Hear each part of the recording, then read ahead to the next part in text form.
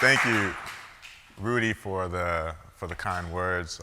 Thank you, Bill, for inviting me, of course. I got to give a shout out to Robert Hampshire, who was integral in this joint work that I'll be talking about today. So as Rudy mentioned, I'll be talking about inferring parking occupancy, parking search. So whenever you're in the city trying to look for parking, from just parking payment data.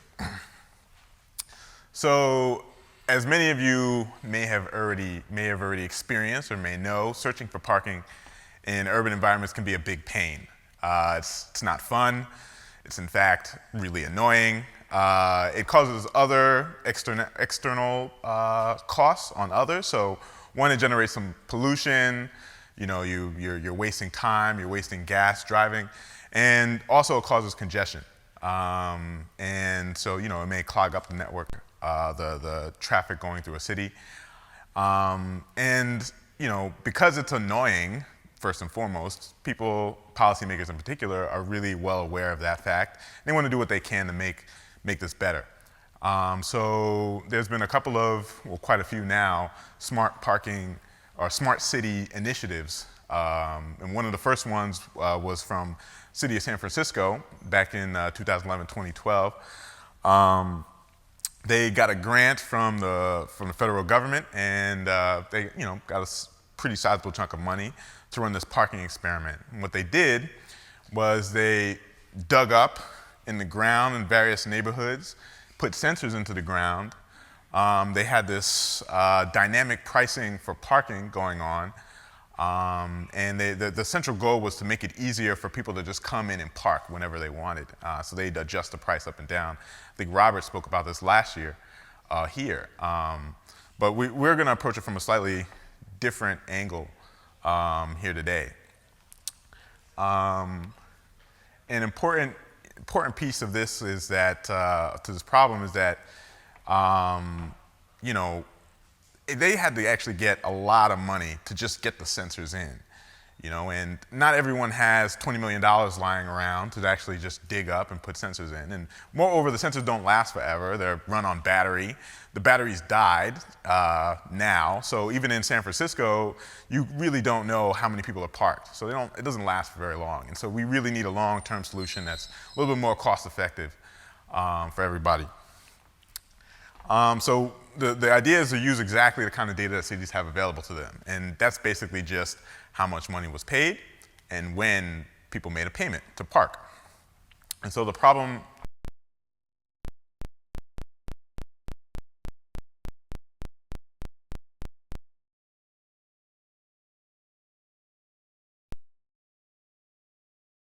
many people are looking for parking from on a block level. So I'll talk a little bit more about what's been done, the state of the art. So they got $20 million, they got a bunch of engineers, they got fired up, they got all this data, and they took all that data and they made this plot and they drew a line. So right here is the state of the art. Now, I'm not gonna, there's nothing wrong with lines. Lines are great. But I think we can do a lot better than that. So, Robert, when he saw that previous picture, this guy right here, he was like, okay, well, hey, look, we can do better, and we did just that. So what we went out and did is we partnered with a company out of Pittsburgh that was spin off from Carnegie Mellon University, and we applied for a small business innovative research grant from the Department of Transportation, and we were awarded that grant twice. This is the work that's been done for the first award. So we developed this algorithm, and I'm going to talk to you a little bit more about exactly what we did. So before I do that, just want to make sure I go over, just remind you guys what parking looks like to us from a modeling perspective. The key parts are that you have, from the underlying data, you have an arrival time, right? It's when you show up looking for parking. You don't really know that necessarily, right? Because if you're searching around for parking, you don't really know when they arrived. Another key variable is how long they actually stayed to park, right? You may pay for 15 minutes, but you actually may stay for 17 minutes or for a shorter amount of time. And that kind of affects when others can actually come in and park. The other thing that you actually observe, which is the data I talked about before, is when they paid. You know when they paid. And you know how long they stayed parking, how long they paid for. Right? So we know how much you paid, when you paid, no questions there. So how does this actually look like? So let's just say we're at some random block. Let's just suppose it's San Francisco. We have a car, it's an empty block, there's 4 spaces, I guess. And we have a car come in. Since it's empty, he parks right away. The time that he arrives is going to be equal to the time that he actually parked. And maybe he stays for 94 minutes, he only pays for 90, but everything's fine. You have another car come in. 7 minutes later, he stays for 44 minutes, and he only paid for 38. Fine, that happened. Not that big of a deal. But then this is where things get tricky. You have another car come in, about 12 minutes later. He's going to stay for 46 minutes, but he doesn't. Now, this is not just a regular old cheapskate or whatever. This, we as a society made a conscious decision to make it sure that people with disabilities, can actually come in and not pay for parking and have certain spaces that are, even reserved for them in certain cities. So what ended up happening in San Francisco in particular was that you can come in and you can park anywhere in the city and you don't have to pay. And so this is, in other cities as well. Philadelphia, at least some time ago, had a similar situation where if you had a parking placard, you can just come in and not have to pay. So there's a bit of missing data that's kind of mucking things up. After that, you may have somebody else come in, they park, they pay for 15 minutes, they actually stay for 15 minutes. And shortly thereafter, you have another guy, right? He comes in, he doesn't have a place to park. So he's actually just cruising around, searching for parking. And maybe there's another guy he's not gonna park, he's not gonna pay once he parks, but he's also cruising around, causing congestion. This is the underlying framework. Now, there's 2 different pieces that I want to highlight, right? And if we go with just what the observed quantities that we see, you can have quite a different estimate about the true underlying state, how many people are parked, than if you actually knew the underlying stuff, which is what we're trying to infer. Now, if you just go with what you observe, if you just run down and calculate exactly how many people are parked at these various times, you'll see that there's, 2 people parked, 3 people parked, 2 people, right? There's 2 spaces in general for people to park all the time. But if you knew the truth, it's a completely different picture. So if you can actually account for what's going on underneath, what's hidden from view, you'll find that, yes, there's 2 people parked at 1:15, but otherwise it's completely full. And in fact, at 1:45, there was 1 person actually searching for parking. So we'd like to actually infer all of this from using a model. So, after Robert in particular saw this, he had the idea that, okay, we need to make sure that we can estimate the number of people parked. We can estimate the number of people cruising when it happens. We can account for people who don't pay. And more importantly, we need to make sure we have assessed the uncertainty in any of our estimates, right? So these aren't point estimates. Yes? So the sensor in that sort of first example you mentioned, shouldn't you know how many people were parked there? Because the sensor would be able to know that. So are you considering a situation where you don't have the sensor? Yes, so we're considering a situation where you don't have the sensor. And so the city they collected sensor data, but they didn't make that data available to us. And they aggregated it actually to the hour level to just get hourly averages of how many people are parked. So we couldn't really we didn't really have the kind of quality of data that we would like to do more. And in general, you won't have any of that kind of data. But yeah, that's a really good question.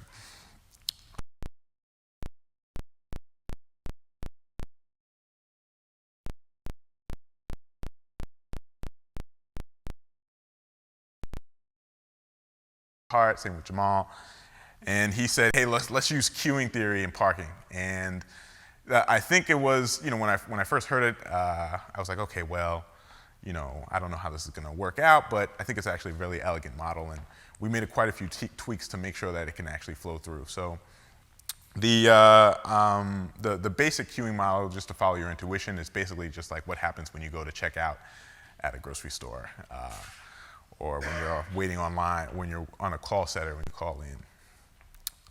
But the key thing here is we have parking spaces are going to turn out to be the servers, right? They're the ones that we're thinking of as servicing customers. Although we know that people decide where they're gonna park and how long they're gonna stay, we're just gonna conceptually think of it that way. The service distribution, which determines how long people stay, how long people parked, how long people park when they park, excuse me. We're gonna let the queue subsystem, so people waiting to actually park, is gonna be people who are searching for parking. So if there's a line, I don't know what happened there. If there's a line, it's people are actually searching for parking there. And we're going to be, the other component is the arrival process, how frequently people come in to actually try to park. And the last piece of the model is we're going to have this parameter, rho, which is the probability that someone pays once they park. Okay, so this all makes up the general framework for the model.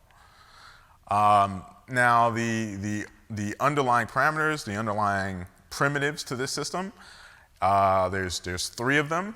There's the inner arrival times, the time between successive arrivals of people looking to park. There's the service time, so once you actually find a parking space, how long do people on average, or what's the distribution of how long people stay parked? And then there's the probability that someone pays. So this could be people who decide they're not going to pay, I'm only going to be 5 minutes, not going to pay. Or this could be people who decide that, or because of, they may be disabled or something, they don't actually have to pay. And we're going to use those primitives to come up with the service start time. So when did they actually find the space and park? And the time that they thought they'd need, given the time that they paid for, given how long you thought you need. So you never pay for exactly as much parking space as you need, or you rarely do. So sometimes, we want to estimate exactly, what that difference is. And just to point out that what we observe, the service start time, is a really complicated variable. It's a nonlinear function, not only of your arrival time and your service time, but it's also nonlinearly dependent on all the arrivals and their service times that came before you, right? So it's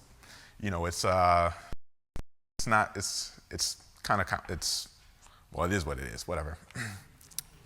And so the thing is, once you fix these parameters, that completely specifies the model in a probabilistic sense. So once we know theta, we're good to go. Okay, so then the question became, how do we actually take this model that we have, how do we take the data that we have, and how do we fuse them together to get something better that's better than both of them? And this is data assimilation. We looked around for a particular, one of the we felt would be the best technique to account for our needs. And one of the things we saw was the particle marginal metropolis Hastings algorithm. It's a long name. That's one of its defining features. Its other defining features is that it basically is a combination of a particle filter, which I believe Chad Jenkins talked about yesterday when he was talking about robotics, And then there's the Metropolis-Hastings algorithm, which is a sampling algorithm, a Markov chain Monte Carlo sampling algorithm. The particle filter, I think, is the one in here that kind of steals the show. The reason why is because with the particle filter, one of the things that you get after running the particle filter, which I'll talk about in a moment, you get an unbiased estimate of the likelihood of your observation given your model. So you have some observation, you have some model that's parameterized by theta, and the particle filter helps you estimate that probability. That one right there. Okay, so what's the particle filter? What's the basic idea? Now, so we have this figure over here, and I'm going to go through exactly the important parts. The first thing you got to do is you got to assume you know all the necessary distributions. We assume we fixed theta, our model is completely specified. The next thing you do is you generate lots of particles of the initial state of when people arrive, how long they stay, and whether or not they pay. You just flip a bunch of coins, tons of coins. And the number of coins that you flip is the number of particles you have.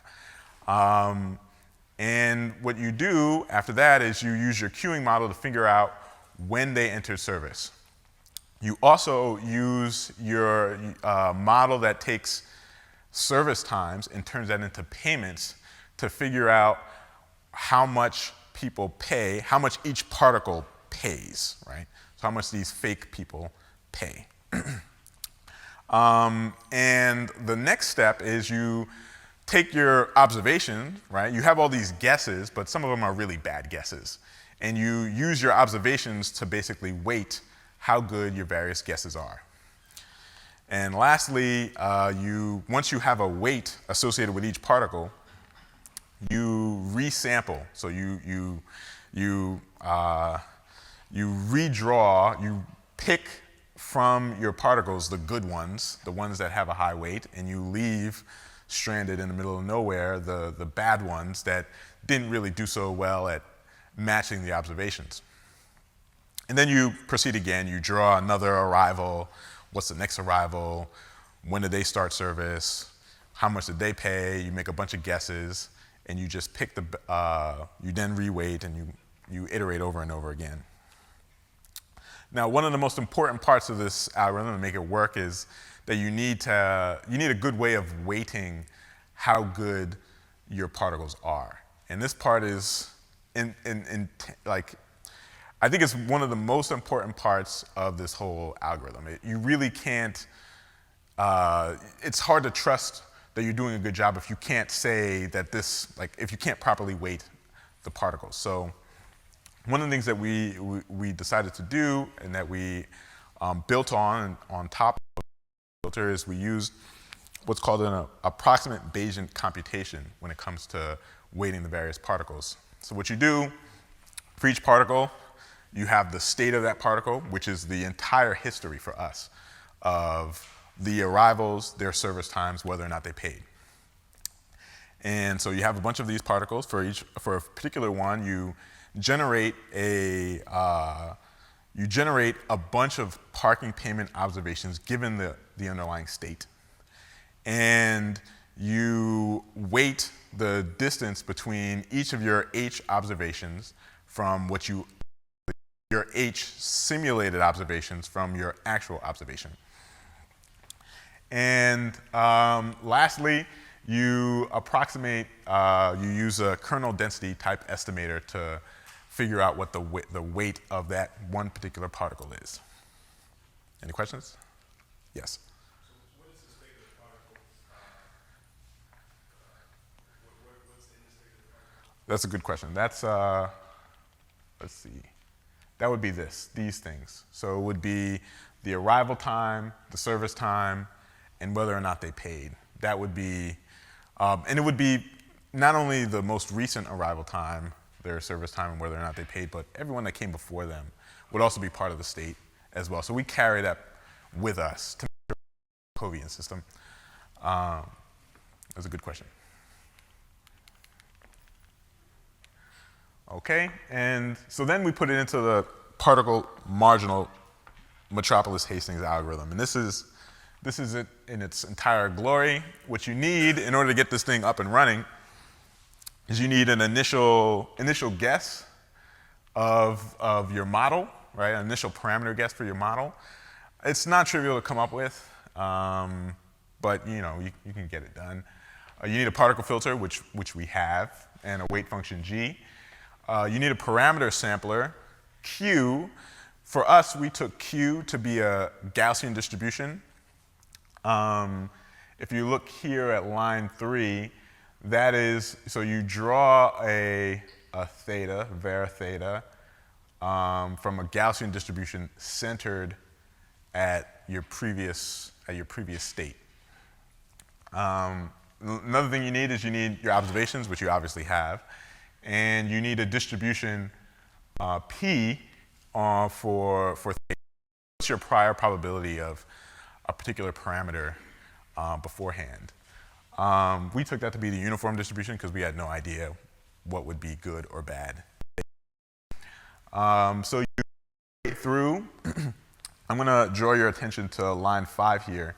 This, if you're familiar with Metropolis Hastings, this is the likelihood ratio step. It's one of the more important steps of the whole process. And the particle filter here does a lot of the heavy lifting for us in this whole method. So you calculate your likelihood ratio. You accept your proposed theta. You accept your proposed theta if your uniform random variable is less than the quantity a here, and if not, then you keep your old theta. And so you basically just keep jumping around, getting guesses for what you think theta is, and you just stop after some predetermined amount of time. And then you're done. Okay, now what's the key and why did we choose this? Why does this work? What is it? Oh. So then you make an initial guess. Yep. And you're doing some sort of iteration. Yes. So how do you decide when to stop? That's a great question. So we ended up so there's a couple of things that go into when you should stop. One, we can run these diagnostic tests. There's a test called Gelman-Rubin that basically is a test that lets you, it basically says, okay, well, when can I stop my Markov chain Monte Carlo algorithm? When is it explored around enough, right? We did not do that here. And one of the main reasons why we did not do that here is because we knew that it would take too long for us to actually explore enough. Usually you need quite a few thousand points in order to stop. And so, even in higher dimensions you need even more. And one of the things I'll talk about later is that computationally it would take way too long for us to explore the space nicely. And we try to account for that in another way, which I'll get to in a moment. But that's a really good question. So, but you have a finite loop. Yeah. So the stopping condition does not apply. The what? The stopping condition, you do n minus 1 n time and you stop. Yeah. So normally in Metropolis Hastings, you just iterate, you just go, you pick some time, you do just this. And it really, the Metropolis Hastings algorithm converges in the limit. And you just make sure you pick m to be what you feel would be sufficiently large. And I think what both of you guys are getting at is how do you know when large is enough? And I'm saying, well, you actually can run a test, right? We could have ran that test, and we know that it would go for much longer than we had enough computation time to actually let it run for. Yes? I want to understand something you just said. You said that the Metropolis Hastings converges almost surely? I don't remember the condition for which I mean convergence off the top of my head. I think it is almost sure convergence. It sounds like you're doing computer simulation. Yes. It's all So I think it is almost sure convergence. There are a couple of, I'll just leave it at that for now before I go into, but Mel, you had another? No, that's fine. I mean, so just comparing this with, say, a hidden Markov model, you know that your next iteration is better, right, than the previous iteration, and you know that it's bounded above, so it has to converge. You have it does sound to me as if you have something that's strong. Oh, I see. So this is a little bit different from that kind of algorithm. The Metropolis Hastings algorithm is actually a sampling algorithm. It's an algorithm from drawing samples from a distribution that you can evaluate, but it's difficult to sample from. And so the Metropolis Hastings algorithm actually is the one drawing the samples. So at the end of the day, what you end up having is a bunch of samples down here, these guys, thetas, which are samples from the true distribution of possible thetas that will work in your model. You also end up with a bunch of samples from the true underlying state, or guesses for what we think is the true underlying state. Because we don't know the underlying state, there's a distribution on that as well. And so at the end of the day, we end up with samples from the joint distribution.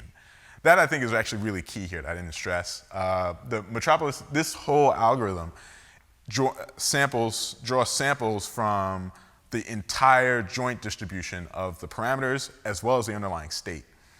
But yes, these are all great questions. Okay, so why do I think the particle filter is actually a really good method?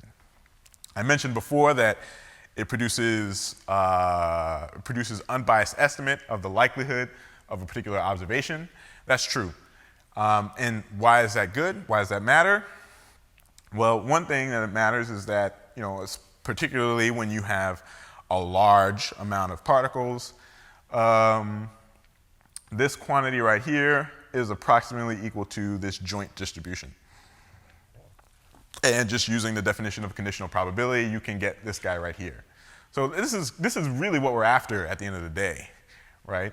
We want to know what the probability of a particular parameter is given what we observed, right? We observed what we observed, right? Hey, look, that's the truth. What's the probability of a particular parameter being used to fit that model? And that's the key. And that's the genius of this algorithm. So what ends up happening is if you have this likelihood ratio here, the same likelihood ratio that was on the previous slide. Once you use this line right here, plug it in, you get this. And if you are familiar with the Metropolis Hastings algorithm, this is basically the regular Metropolis Hastings likelihood ratio. And so this right here is still it's a random variable. A is a random variable, right? Even if you keep your theta fixed and both of these theta fixed, you run your particle filter, it's going to give you a different answer every time, right? So it has some variance, but its mean definitely is what you want it to be. That doesn't matter for convergence here, and that's why it's actually a really great algorithm. In the long run, or even in a short enough, a human digestible amount of run, it works. And so that's why the particle filter is the key. That's why I actually spend time talking about it. And one thing that we had to change to make this algorithm a little bit more palatable to us is that we needed a kernel density estimator.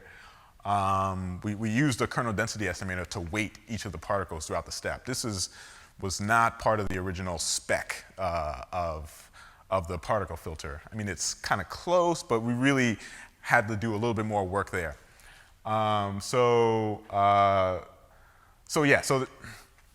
Using this specialized weight function is, I mentioned before, an approximate Bayesian computation. That's why we've named the method that we ended up using the approximate Bayesian computation particle marginal Metropolis Hastings algorithm. We say that every time we talk about it, and it takes a long time for us to have conversations, but it's still fine because it works. So we were able to prove that it actually converges the way that the old one converges, even with this modification. There's some other modifications that we made as well. So for the particle filter in particular, we needed a lot of particles. We had a lot of observations that we were trying to match. There was quite a few underlying parameters that we had to draw, these distributions: arrival time, service time, whether or not you paid, as well as given the service time, how much did you pay. All these things are kind of random. And so we need a lot of particles to make sure we get a good sense of the distribution. We use anywhere from 30,000 to 60,000 particles every time we ran the particle filter. And one of the reasons why we did that is because your estimates get, they degrade pretty quickly the number of observations that you're trying to match, right? So, and by pretty quickly, I mean exponentially quickly. Next, the resampling step can be quite computationally intense. So if you have 500,000 particles, 200,000 particles, when it comes to resampling, you may have to draw 200,000 random variables just to resample. And so we said, forget that. One thing that we need to do is make sure we use something that's a little bit quicker than that. And we ended up using a low variance sampler. That's a low variance sampler because instead of drawing n random variables, n being the number of particles, you draw one random variable, and you use that to resample. It's really fast, it's really nice, it's really great, everyone's happy. And then the last thing was really key for the particle filter is you need to parallelize your code. And you can parallelize your code, and I encourage you to do so, especially with the particle filter. If you have 600,000 particles, you better make sure that you can use all the cores on your CPU to make sure you can actually get some answers before you graduate. So we ended up doing that. Worked out well. Another thing that we did for the Metropolis Hastings part of the code is, it's actually kind of tough to draw good samples using Metropolis Hastings. People don't tell you that, but it kind of is. As you have more dimensions, 3 dimensions even, 5 dimensions, sometimes even 2 dimensions, you may waste a lot of time drawing samples in your distribution. So it's really costly for us, right? At every time you propose a group of parameters, you got to run your particle filter. And every time we ran our particle filter, we had to make a run of 600,000 particles that were trying to match 40, 50, 60, 70 observations. So it was really, really important for us to make sure we draw good samples. One of the things we did, which is we used an adaptive Metropolis Hastings algorithm instead of the plain vanilla Metropolis Hastings algorithm. And basically what it does is it's, instead of drawing from the same proposal distribution, at each step you draw from a new one that's a bit more likely to sample in the area that's likely for you to have a parameter. Right? So it samples much more smartly. It has its problems on its own, but it's better than the default. And the last thing, which we found out from trial and error, is that you need to actually keep the probability that you pay row, you need to keep that greater than 0.4. And one of the reasons why is because you end up running out of memory. So part of the algorithm is you try to match your observations, right? Let's just say you have 40 observations. If the probability that someone pays is 0.1, then you draw you have a lot of different arrivals that don't pay, right? And so you have all these random variables that you're carrying around for all your particles, and they just take up a lot of space. You run out of memory, your computer crashes, you're really sad, and no one likes being sad. I mean, I know this from personal experience. It's not the best thing. So one of the things we had to do is we had a lower bound for what row could possibly be. I think we actually set it to 0.3. It's better to keep it at 0.4. Because even when it's at 0.3, it still takes much longer. You notice the difference between high values of P and low values of P. Okay, so what did we do? We had this method. We had the particle filter all programmed up. It was great. We were so happy. So what we did was we got some real data from San Francisco SF Park. I talked about it earlier, the transportation initiative that was going on. The particular data that we got from the city was parking payment data, anonymized parking payment data. So where they parked, as in what block did they park, when did they park, how much time did they pay for, how much money did they pay for, all this other stuff. Last thing we got was information on how many people were actually parked. So the city didn't have that data, but when this actually predated when I was working on this problem. Robert saw that they weren't keeping the data that would be necessary to actually do some really cool analytics, and he made sure that he collected data for how many people were actually parked. And so we had information on, for every block for about a 2-month period, how many people were parked at various neighborhoods in the city. And it was all at 5-minute intervals. Last thing we did was we tested our method on simulated data. We just completely made everything up. We made up the distribution, we made up the parameters, and we just did our best to kind of match that stuff. And another thing that we did computationally is that we ran all our stuff on Amazon Web Services. So we took our data, cleaned it, put it in a database on Amazon. We spun up computers on Amazon, mainly because they had more CPUs than I had on my personal computer. And so we could actually take full advantage of everything that was going on. After we spun things up, we can save our results, pull them down and run them locally, and everything was much better that way. Here are some results that we had, or have. I guess we have these. This is some block in San Francisco. I forget exactly which neighborhood it's in. We tried to match 69 payment observations. This graph is the particle filter's results, the distribution of the results at each of the observations that we have data for. One thing, we seeded here the true number of people parked at that time. That's all we seeded. We said, there was, I think it starts with 18 people parked, and then it jumps up. So we seeded the true number. It does a pretty good job for about an hour.